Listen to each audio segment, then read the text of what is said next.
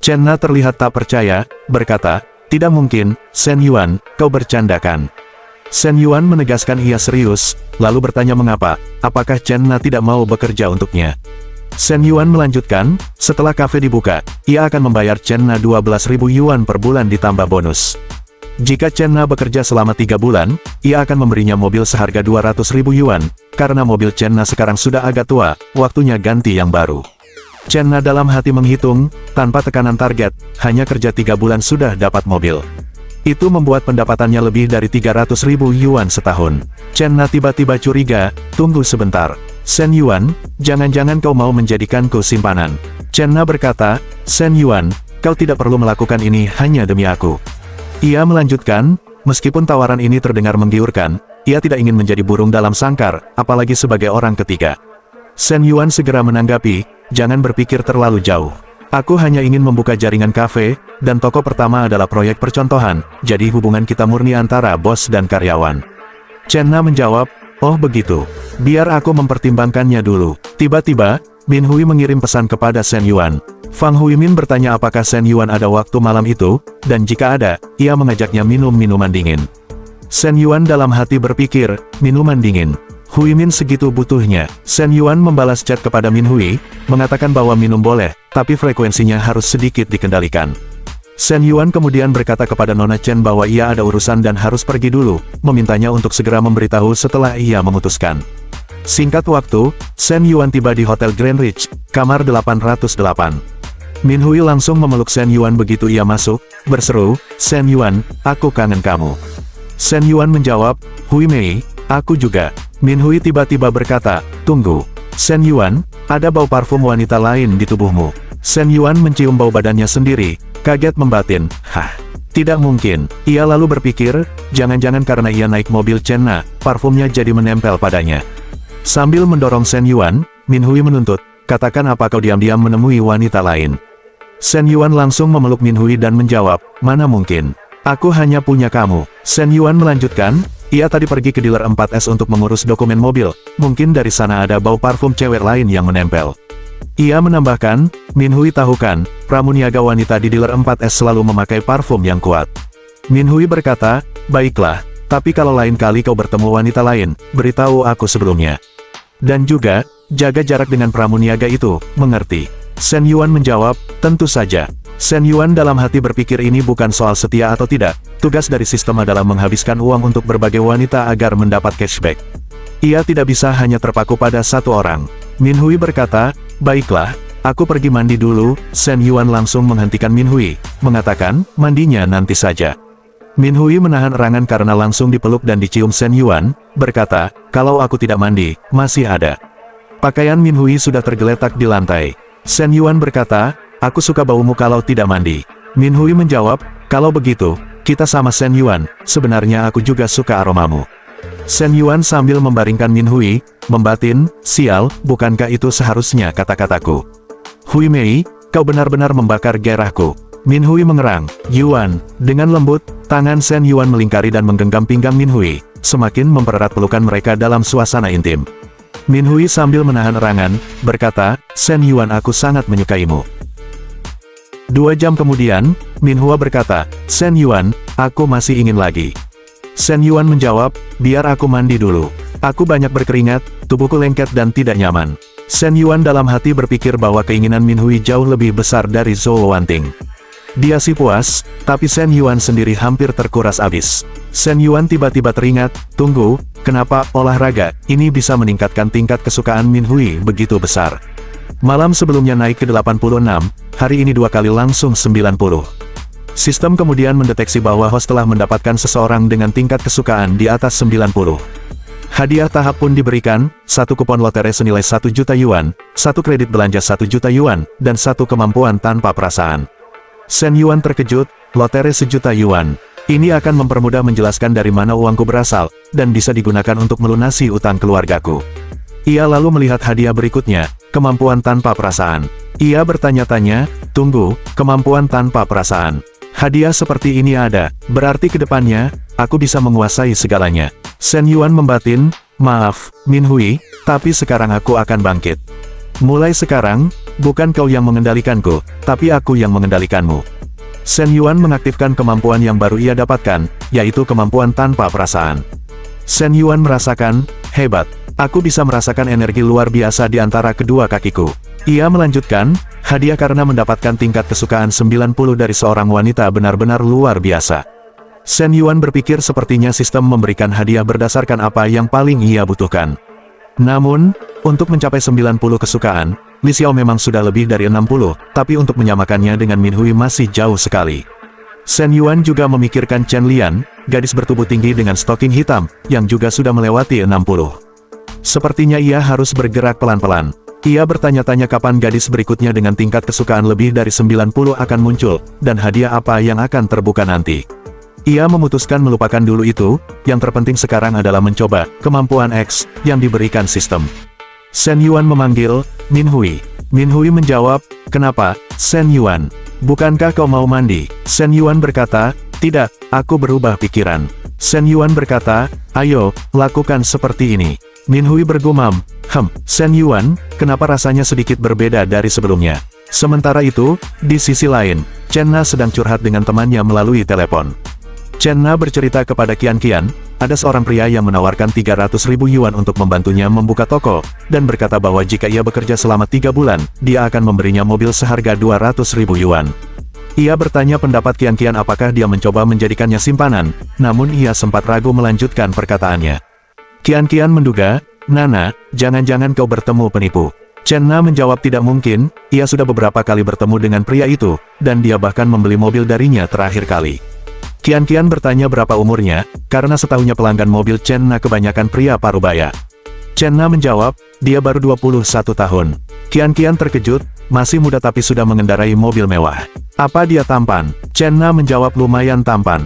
Qian Qian lalu berkata, dia mau mengeluarkan 300.000 yuan untuk membantumu membuka toko dan memberikan mobil seharga 200.000 yuan. Pria yang kaya, tampan, dan masih muda, apa yang perlu diragukan? Chen Na berdiri di depan jendela sambil memandangi langit malam, berkata, tapi dia 5 atau 6 tahun lebih muda dariku. Qian Qian menanggapi, memang kenapa? Orang bilang wanita yang lebih tua 3 tahun itu seperti memegang emas batangan. Dengan selisih umur kalian, dia seperti memegang 2 emas batangan. Chen Na berkata lagi, tapi dia sudah punya pacar. Qian Qian menjawab, pacar bukan berarti istri. Nana, kau bodoh atau bagaimana? Dengan pria seperti itu, meski dia sudah menikah, tetap saja tidak masalah. Qian Qian menambahkan, lagi pula, dalam kondisi seperti ini, kau bisa merebutnya untuk dirimu sendiri. Chen Na terkejut, apa yang kau katakan? Qian Qian lalu berkata, karena kau begitu ragu, serahkan saja pria kaya kecilmu itu padaku, biar aku yang menanggung semua ini. Chen Na bertanya, bukankah kau sudah punya pacar? Qian Qian menjawab, memang kenapa kalau aku punya pacar? Kalau benar-benar ada sponsor kaya seperti ini, aku bisa langsung kembali jadi jomblo. Chen Na bergumam, aku tidak bercanda lagi denganmu. Qian Qian menjawab baiklah, pacarnya sudah kembali, dan mereka lanjut lain kali. Chen Na menatap langit malam di balik jendela kamarnya, sambil bergumam, Shen Yuan. 40 menit kemudian, dalam suasana yang masih intim, Min Hui bertanya kepada Shen Yuan mengapa kali ini terasa berbeda. Shen Yuan balik bertanya apakah ia merasa dirinya lebih kuat. Dengan rona merah di wajahnya, Min Hui berbisik bahwa mereka telah melakukannya 2 kali dalam 40 menit.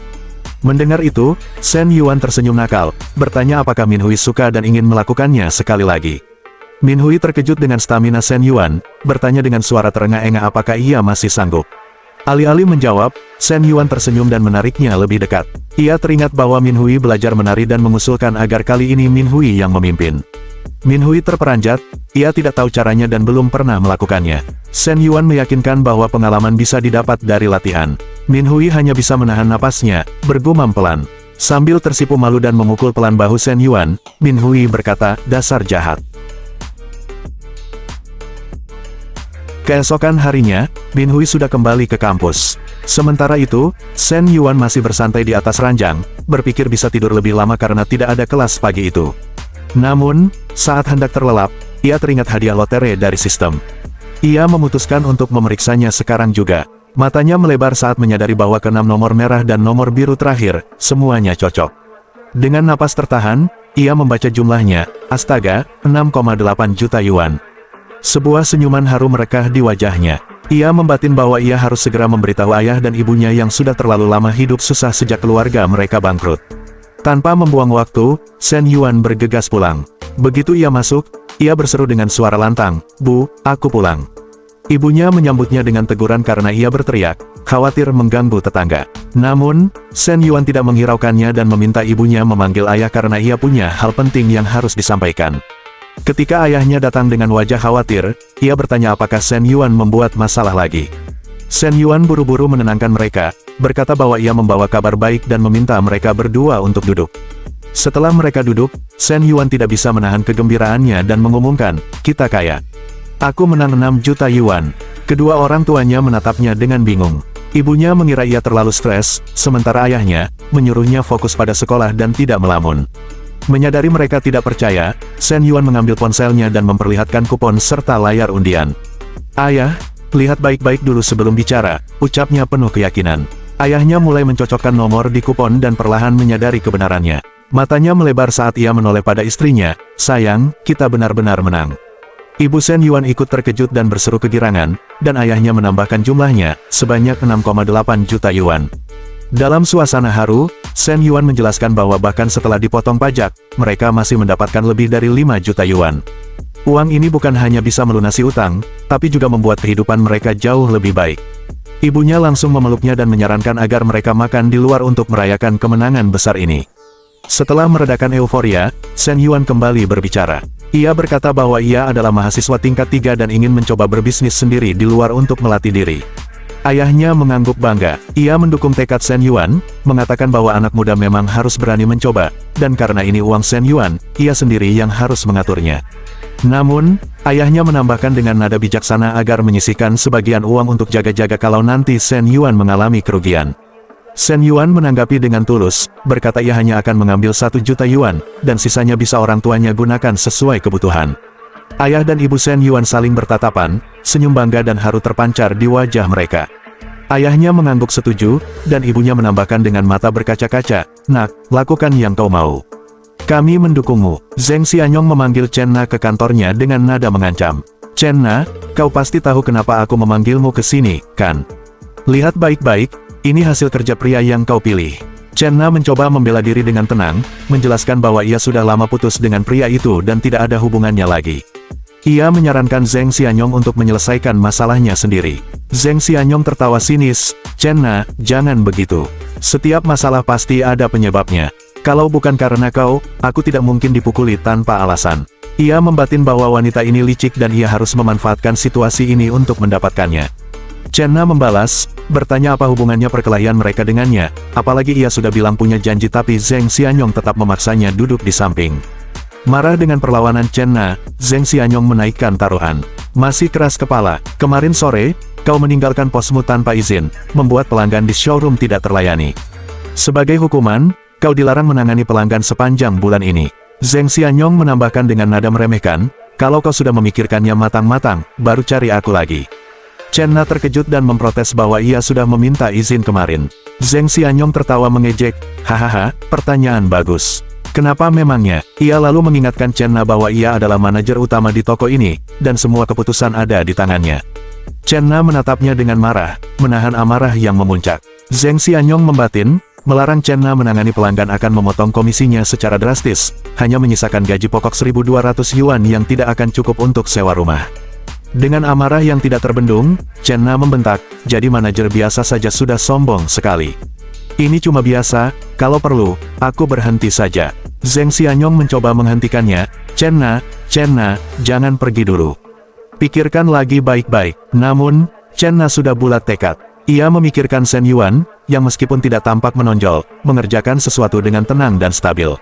Ia menyadari bahwa terlepas dari apa niat Shen Yuan, tawaran bekerja untuknya adalah jalan keluar yang bagus. Dengan langkah mantap, ia menoleh ke Zheng Xianyong dan berkata tegas, "Tidak perlu dipikirkan lagi. Aku berhenti, titik." 30 menit kemudian, Chen Na mengirim pesan kepada Shen Yuan. Ia memberitahu bahwa ia sudah siap mengundurkan diri dan bertanya apakah tawaran Shen Yuan kemarin masih berlaku. Shen Yuan membalasnya dengan pesan singkat, "Selamat, kau telah keluar dari penderitaan dan memilih jalan yang lebih baik." Ia lalu mengarahkan Chen Na untuk mulai mencari lokasi toko yang cocok. Shen Yuan membatin bahwa tugas investasi 300.000 yuan yang tersisa tidak perlu lagi mencari proyek lain. Adegan beralih ke ruang guru di kampus. Shen Yuan datang memenuhi panggilan, menyapa Guru Li. Guru Li meminta maaf karena merepotkan, menjelaskan bahwa ia harus pindah kantor dan barang-barang terlalu banyak untuk ia pindahkan sendiri. Ia tadinya ingin meminta bantuan ketua kelas, tapi ketua kelas sedang cuti. Shen Yuan meyakinkan bahwa tidak masalah, karena ia tidak ada kelas dan juga tidak ada kegiatan di rumah. Ia melihat sekeliling ruangan dan bertanya apakah semua barang harus dipindahkan. Guru Li menjelaskan bahwa hanya meja dan lemari arsip yang berat, sementara buku dan dokumen bisa ia urus sendiri. Guru Li mencoba menggapai buku-buku di atas lemari arsip, tetapi tidak terjangkau. Ia mengatakan untuk mengambil buku-buku tersebut lebih dulu agar tidak jatuh saat dipindahkan. Shen Yuan mendekat dari belakang Guru Li. Guru Li, biar aku bantu, ucapnya. Tanpa sengaja, celana Shen Yuan menyentuh Guru Li. Guru Li terkejut, napasnya tertahan. Wajahnya memerah seketika. Ia membatin, ini lebih dekat daripada sebelumnya. Sebuah pikiran liar muncul di benaknya, jangan-jangan Shen Yuan benar-benar memiliki perasaan padanya. Dengan wajah yang masih memerah, Guru Li terlihat gugup, mengiyakan ucapan Shen Yuan. Shen Yuan pun membalas dengan santai, nah, oke. Tiba-tiba, dua orang siswa masuk ke ruangan, memberitahu Guru Li bahwa mereka datang untuk membantu. Salah satu dari mereka bertanya dengan bingung mengapa wajah Guru Li Xiao sangat merah. Shen Yuan segera mengambil alih situasi, mengalihkan perhatian, meminta mereka membawa lemari arsip ke kantor sebelah terlebih dahulu. Kedua siswa itu mengangguk setuju. Guru Li dalam hati merasa lega, untungnya kedua siswa itu datang sedikit terlambat, kalau tidak mereka akan pasti melihat kejadian tadi. Ia berpikir bahwa Shen Yuan semakin liar, dan ia tidak masalah jika itu di rumah, tapi tidak di kantor juga. Ia tiba-tiba merasa bingung, mengapa ia justru merasa kesal pada Shen Yuan. Ia langsung menepis pikiran itu, meyakinkan dirinya bahwa Shen Yuan adalah muridnya, jadi perasaan seperti itu mustahil. Sementara itu, Shen Yuan melihat status Guru Li. Ia bertanya-tanya mengapa tingkat kesukaan Guru Li bisa naik menjadi 71, dan apakah itu berarti Guru Li semakin menyukainya. Ia membatin, bukan karena alasan lain, melainkan karena bokong Guru Li sangat besar, dan ia tidak tertarik pada yang tepos. Ia terkejut tingkat kesukaan bisa naik begitu pesat, dan berpikir ia harus lebih sering ke sini agar hubungan mereka semakin erat. Pagi itu di hari Sabtu, 800 meter dari gerbang selatan sekolah, dua wanita sedang berbincang dengan Zanpeng. Salah satu dari mereka memuji Zanpeng, ia mendengar Zanpeng langsung membeli mobil itu seharga 280.000 yuan. Wanita lainnya menambahkan, Zanpeng belum lulus tapi sudah mengendarai BBA dan selalu peringkat 1. Zanpeng membatin, Fang Minhui pura-pura polos dan menolaknya, padahal masih banyak wanita lain yang mendekatinya. Ia tertawa, menganggap beberapa orang bahkan memandang rendah BBA. Salah satu wanita menanggapi, mana ada yang sekaya itu ditolak, memang keluarganya seperti apa. Wanita kedua menambahkan bahwa ada saja yang tidak paham kondisi, padahal kerja beberapa tahun pun belum tentu bisa beli mobil. Tiba-tiba, mata Zanpeng terpaku pada seorang wanita cantik yang sedang duduk sendirian. Ia membatin bahwa wanita itu gila dan kakinya mulus. Ia bahkan berpikir ingin tahu siapa wanita itu, walaupun umurnya harus berkurang 10 tahun. Ia melihat ke arah parkiran toko di depannya dan terkejut, melihat mobil M9 tanpa pengemudi. Di depan toko ada mobil M9. Salah satu wanita di samping Zanpeng ikut melihat ke arah yang sama dan berseru bahwa itu Shen Yuan. Zanpeng terkejut, ia membatin mengapa Shen Yuan bisa memiliki mobil itu, bukankah keluarganya sudah bangkrut. Di sana, Chen Na melambaikan tangan kepada Shen Yuan yang baru tiba, memanggilnya. Zanpeng membatin, cewek cantik itu mau ketemu dengan Shen Yuan. Chen Na, yang tidak menyadari kehadiran mereka, berkata kepada Shen Yuan bahwa bosnya akan segera datang, lalu bertanya apakah Shen Yuan suka mobil itu. Shen Yuan menjawab bahwa ia sangat menyukainya. Salah satu wanita cantik di dekat Zanpeng berbisik, bertanya apakah Shen Yuan agak aneh. Zanpeng menanggapi dengan nada sinis, Shen Yuan baru saja putus dengan pacarnya tapi sekarang sudah bersama wanita lain. Pemilik kafe, Lin Yuchang, datang menghampiri mereka. Ia meminta maaf karena terlambat, menjelaskan bahwa ia baru selesai menjemput anaknya. Yuchang berkomentar bahwa Tuan Shen terlihat sangat muda. Shen Yuan membalas dengan santai, mengatakan sepertinya Yuchang dan Chen Na masih sekitar umur 20-an, dan mempersilakan Nona Lin untuk duduk. Yuchang memulai percakapan, menjelaskan bahwa bisnis toko ini biasa saja, tetapi karena dekat dengan sekolah, masih banyak pelanggan. Masalahnya, ia punya urusan rumah tangga dan harus mengurus anak-anak, jadi ia terpaksa menjual toko ini seharga 300.000 yuan. Shen Yuan menanggapi dengan lugas. Ia mengatakan, walaupun modalnya 300.000 yuan, 50.000 akan diberikan kepada Chen Na sebagai uang pangkal dan sisanya untuk biaya pindah hak. Ia menambahkan bahwa ia tidak akan menawar lagi, menawarkan 250.000 yuan sebagai harga akhir. Yu Chang merasa harganya sedikit lebih jauh dari perkiraannya, tapi jika tidak diterima, mungkin tidak ada yang mau membeli. Ia pun setuju dengan harga itu, bertanya apakah mereka bisa langsung menandatangani kontrak dan membayar pengalihan hak. Shen Yuan setuju dan berkata mereka akan segera mengirimkan 250.000 yuan. Setelah transaksi disepakati, Yu Chang memanggil pelayannya, Xiao Qiu.